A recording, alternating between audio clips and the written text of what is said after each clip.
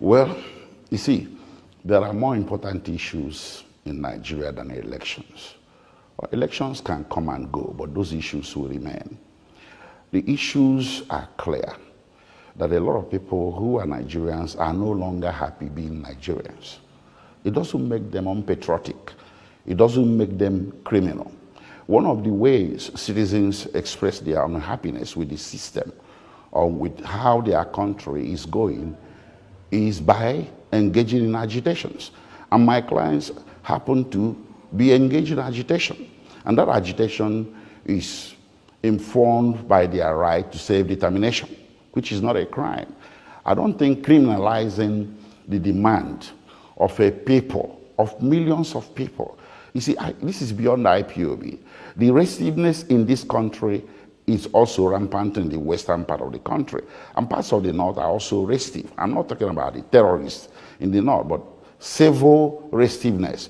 So it indicates an overall unhappiness that is coming from vast majority of Nigerians with the way things are, with the way the system is structured. And that is something that does not deserve a bullet. It does not deserve prosecution, which is now turning to be a persecution. What it deserves is dialogue, civil engagement, constructive engagement. That's the only way you get to the position where everybody will be comfortable with an arrangement for a new Nigeria that would ensure equity and social justice for all. If somebody is saying, I want out, I don't want to be a Nigerian anymore, he's not committing any crime. And that is why you see this slew of nations around the world being very understanding of the matter and offering political asylum to members of IPOB. Number one is Britain. You see, if what IPOB is doing is illegal, is criminal, why would a major power like United Kingdom consider that IPOB members are entitled to asylum in UK? You see, the basic requirement for asylum all over the world is guided by this. Anybody that possesses a well-founded fear of persecution, simply because he possesses, he subscribes to a political opinion the government of the day is wishing to suppress by means of punishment of some sort, that qualifies you for protection, for refugee status, for asylum status. IPOB members have been found across the world as a people that possess a legitimate political opinion, which is self-determination, that the government of the day is wishing to suppress by means of punishment of some sort. That is what we are dealing here. It's bigger than any election. And anybody that is asking you for a referendum is conducting himself within the framework of the law. He's not asking for war. You shouldn't face him with war. Referendum is a civil demand, and it had produced very good results in the past. Within the Federation of Nigeria itself, it was a referendum that created the fourth region of Midwest. And outside of it, it was a referendum that they took western part of Cameroon from Nigeria and gave it to Cameroon, and took the former Sardana province of Cameroon and gave it to Nigeria, the present-day Adamawa and parts of Taraba states. So what we are talking about here is not a situation that requires the government to prioritize the levying of violence against the people that are not violent.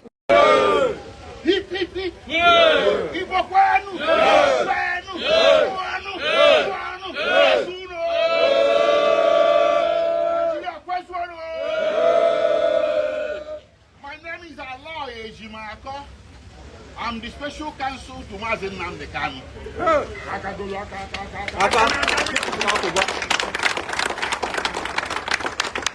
Before we get to the main event, which is going to be very brief, let me introduce members of my high level. On my extreme left is Prince Emmanuel Kanu, younger brother to Mazi Nnamdi Kanu.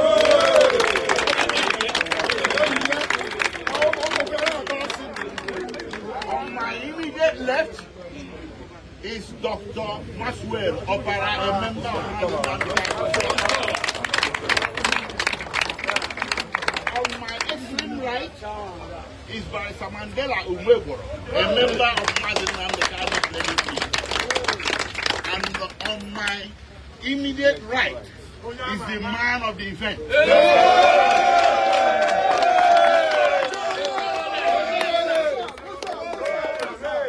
Ladies and gentlemen, it's my high honor to stand before you today to introduce a very courageous man, a gutsy man, a man I respect, a man of courage, a man of vision, a man of justice, by the name of Omoyole Sowore. Ladies and gentlemen, Omoyole Sowore is the initiator and propagator of the big event planned for October 28, 2025 to free Mazi Nnamdi Kanu now. Yes. And other unjustly detained persons across Nigeria. Yes. So, Omoyole Sowore is here to tell you all about it and to galvanize you to action on that day. Thank you.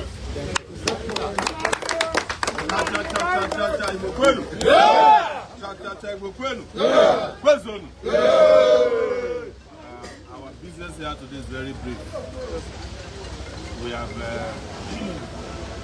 had to endure the unjust harassment, intimidation, torture, extrajudicial killing, and continued illegal, unlawful, and unjust detention of Nnamdi Kanu. He's our brother, he's our blood, he's one of us. I know him personally, he's my friend, so that nobody will say that, well, how did Sowore come into this? But even if he was not my friend, I will fight for justice. Yes. We know you for that. I fight for people I know and people I don't know. But Nigeria has reached a point where they must recognize and respect the right of everybody to demand for their own dignity and to also do so on behalf of their own people. Yes. So we are not here, please don't get us wrong, to appeal for pardon or clemency or amnesty, because you can only be granted those if they have committed a crime. Yes. As far as we know, and as far as they know, Nnamdi Kanu has not committed a crime known to law. If he did, they would have convicted him since these 10 years of going back and forth. But even a shred of evidence is not available in any courtroom in Nigeria. Since they started this case, I think they have only one witness so far. And the only witness that came, hooded, his testimony was that he didn't find Nnamdi Kanu with anything. And let me tell you, some of you may not have heard this before. In 2019,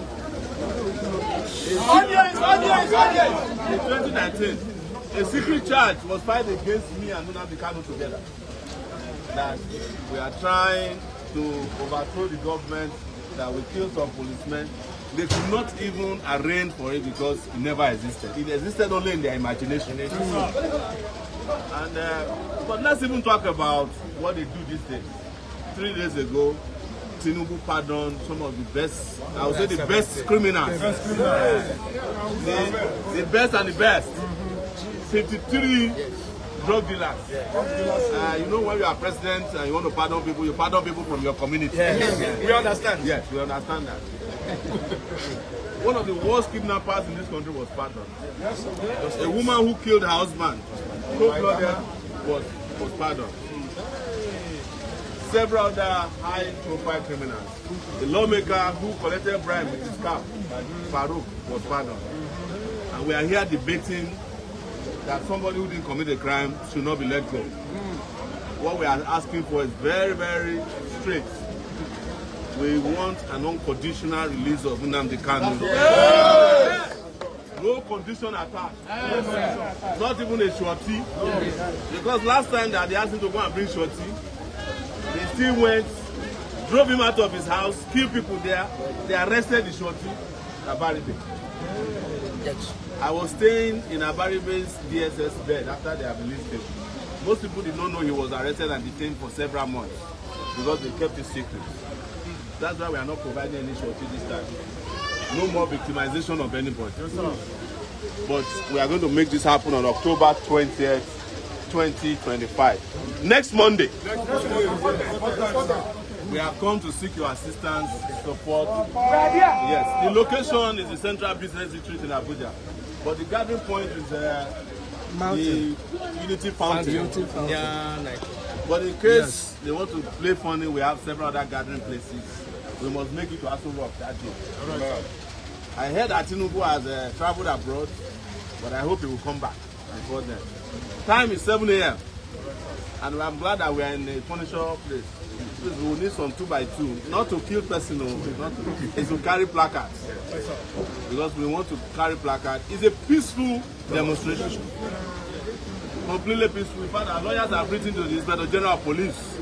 Even though it is our right to protest without contacting the police. But we have done it so that they will say they are not aware. So we also urge you, every Monday, for a long time, markets were shutting down in this country. And we want markets to take a break next Monday, just for Nnamdi Kanu. This is the last Monday we are going to go on break for him. Please, let's do it for our brother Nnamdi Kanu. But it's not just to shut down the markets, we want you to come to peaceful protests. So that we'll have the largest number gathered in Abuja on that day, Monday 20th. If you're on Twitter, it's MNNK20, October 20, MNNK, October 20. Free Nnamdi Kanu is the hashtag. Unconditional. And we have also invited all the Southeastern leaders, governors, House of Rep members. You have been seeing my posts. Some of them have kept what they call radio silence. They will say that they want Nnamdi Kanu released during the day. At night, they want to meet Tinubu, don't release him. God bless you. That is why you are seeing them playing this game. And this has nothing to do whether you are Igbo, Yoruba, or Hausa. This is about justice. Because, you know, they have been putting around narrative. Yoruba, Yeshore is the Yoruba man. Don't trust him. You understand? I don't even know where I come from. You come from there? Yeah. But I know that I'm a citizen of the world and I believe in justice. The only tribe I belong to is the tribe of justice. We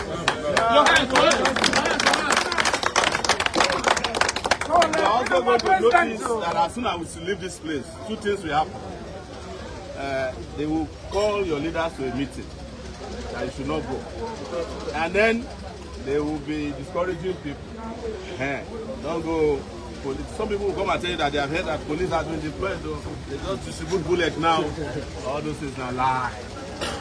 It's because they are afraid. But we have said one last thing to them. You have a chance to release Nnamdi Kanu before the 20th. You don't have to do this. So if you are worried about us coming to Aso Rock, release him before the 20th. We will find something else to do on the 20th. I always have something to do. I have extras to do, extras to do on the 20th. So you can help yourself by releasing him now. We can get the call now that he's been released. We start jubilating. We will just do party this whole weekend. So that is our message to you, and we hope to see you on Monday. Thank you so much for coming.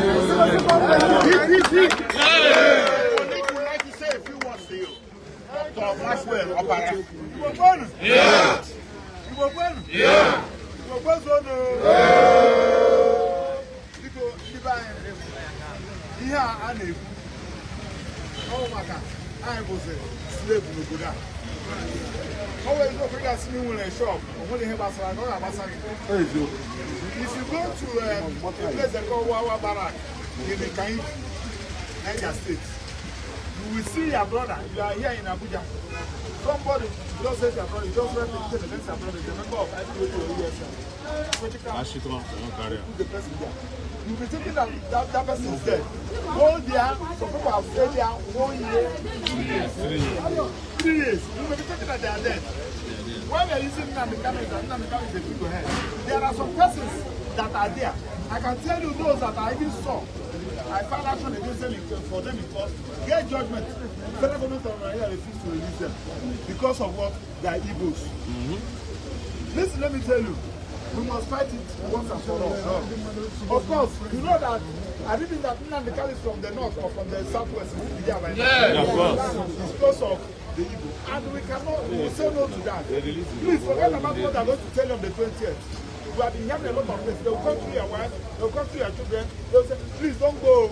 Please, Nnamdi Kanu today, maybe I'm not facing to move. It might be you. We have seen what is happening.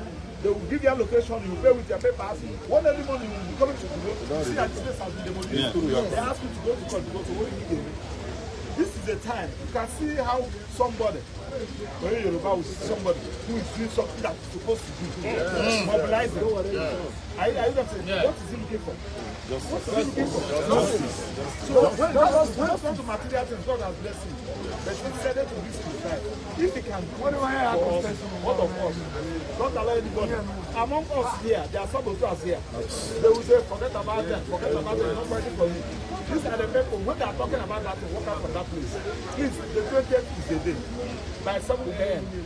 Tell your brother in Onitsha, tell your brother in America. In fact, those of them in diaspora, they are even taking this one at us. Those of them in Aba, let everybody, let us talk everywhere down. Occupy Nigeria. It is time. It is time. And other detainees, Including in Tiger Base. Yeah, so that's my Tiger Base. Tiger Base that he's talking about is the new Okoso South of State. They commit atrocities there. Now, but on that note, let me give you courage. Under the Nigerian Constitution, you have the right to peaceful assembly, right to peaceful protest. So don't be afraid, be of courage, and come out and let your voices be heard for Martin Nnamdi Kanu. We have written to them. We have written them a letter. So the actors work and we expect the actors So they are on notice.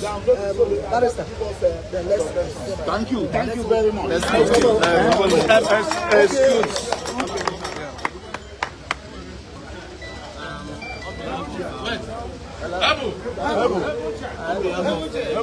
My market people, I sincerely wish to welcome people to Kubu Market. And I also want to thank you for the struggle for social freedom and social justice. In the case of Martin Nnamdi Kanu, I might tell you sincerely that even in court, my Tama court, we met some of you there when we were going to court. So I think we want this freedom now, and then by the special grace of God, we'll do our own part because he has done nothing. And the Nigerian government will have to release him unconditionally. Unconditionally. He's not the only person that has committed crime. He didn't commit any crime. But the Nigerian government has to release Martin Nnamdi Kanu unconditionally. Now. And we stand, my voice joins with that of Soda and the lawyers to say that Nigerian government will have to release Martin Nnamdi unconditionally. Now. Thank you.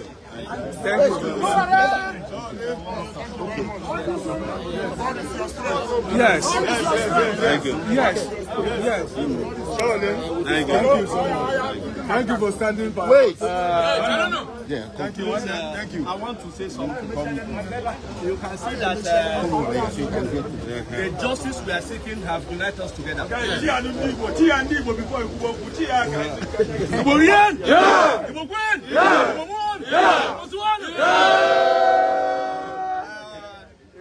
we are mixed ethnic group here, I want to speak English so that everybody will benefit. Yes. As I said before, the justice we are seeking have united us together. So if there is nothing that we can do, I see all these people always on the television, but now the reality is before us. Yes. They are here with us. Yeah. We don't have any excuse that day than to match to wherever the venue might be. If they change the venue, We'll go to another place. I want to assure you that that day will shut our market down. If there is anybody that will spearhead this free Nnamdi Kanu, I will be there. Nnamdi Kanu was my senior in the primary school. The brother will testify. Wow. Have a new primary school. Yes. The father, your mother, your father that have killed, they are my mother's friend. Yeah.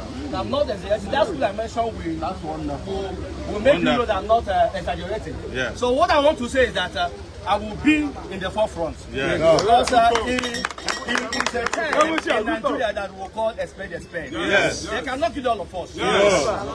Because if you listen to the media, you will see what happened. What happened even yesterday when they toppled the government of Madagascar. So I want to say it's the youth that spearheaded it. These are our elders have tried a lot. And this time around, we want to assure you that we are solidly behind you people. Because if we don't take action, all of us will perish. It is Kanu today. Who knows who will be tomorrow? So in solidarity, we are behind you. Whether they like it or not, we will march forward to that place.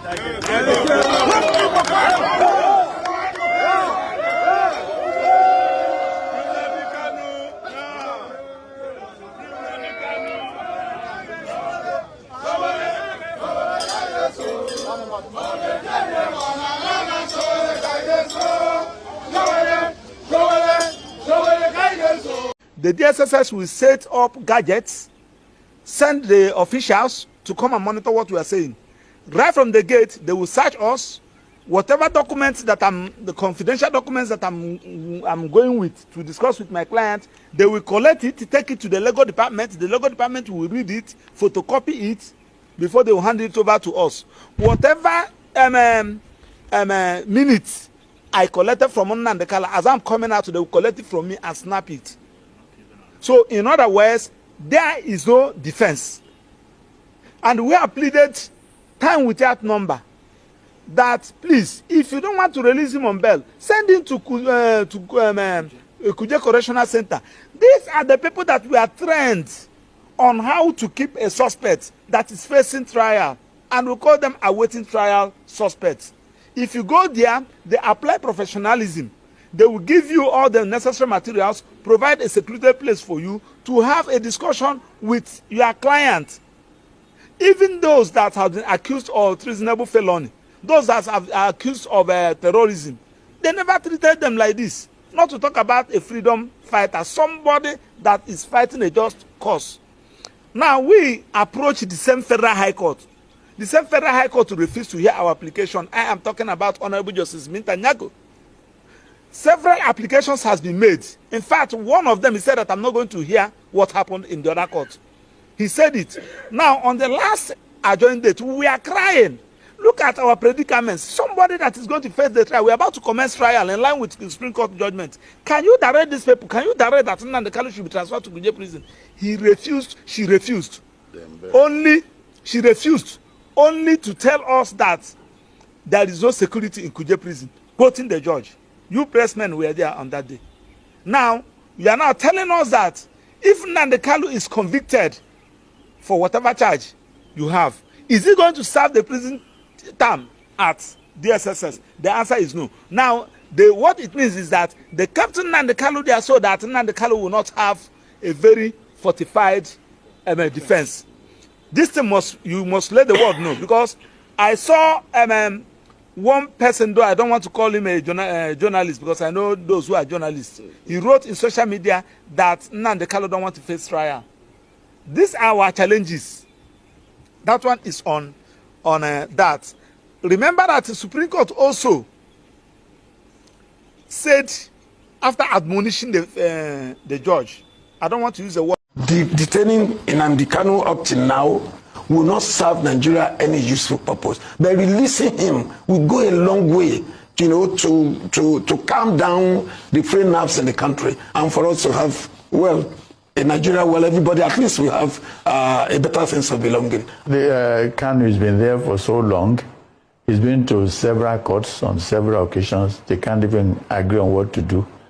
And between me and you, Dr. Albert, you're a lawyer. Justice delayed is justice denied.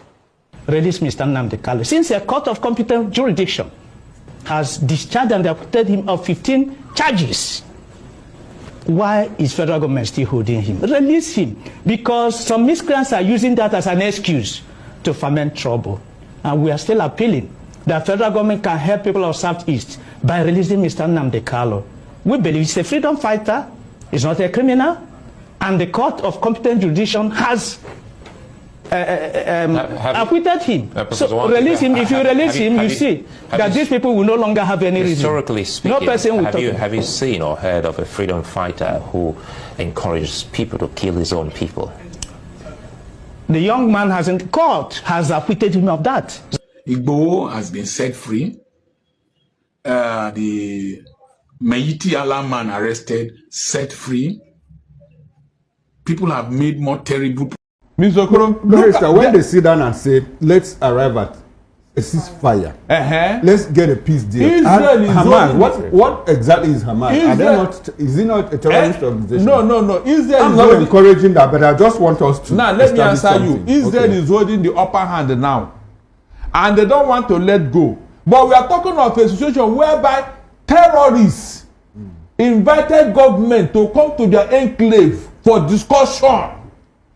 Not government per se. Who? Government sent them. The clerics are thanking the government for helping them to go and discuss with these people. So the government is aware. That's what I'm telling you here. It should have been the other way around. These terrorists should be the one begging government to please. They have surrendered. So this thing you are telling me that is incomparable.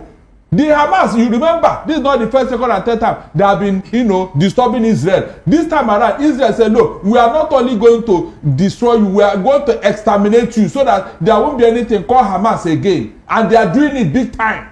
That is how it's supposed to be done anywhere in the world. All right, in all of this, let's not dwell on Hamas because I know that the problem. You are the one that mentioned it. I was just trying to create an analogy because I understand clearly that the problem has not been solved. But we are looking for solutions. No. This don't have to solve a solution. Minister Okoro, you don't solve a solution in this manner. We have tried it several times. It didn't work. How many times? It didn't work. If it works? No, it will not work because what gives you the impression that Mr. Okoro, it will not work. They are building their time. They will strike back. So what will you want the government to do? Establish them. That is what you do. For clear 15-20 years, government has not been. They have been pampering them. That's why they're existing. They have been pampering them. If they take out to Toju Bello, what will happen? Hold on. The Nigerian government are looking for him. So where will you run to? Who will come and save him in the whole of this world? To say, why did you kill this man? These other people they killed, did anything happen? When they killed Shekau, did anything happen, Mr. Okoro? Okay, so do you think they can kill him and they haven't killed him yet? Because the government, they have not told us what they are doing with them. That is the truth. The government is complicit in this thing. All right then, thank you very much. We have seen where they are done with other people who are not even terrorists. Why can't they treat this man the same way? If they don't have a deal with him. All right, thank you very much, Barrister Donington.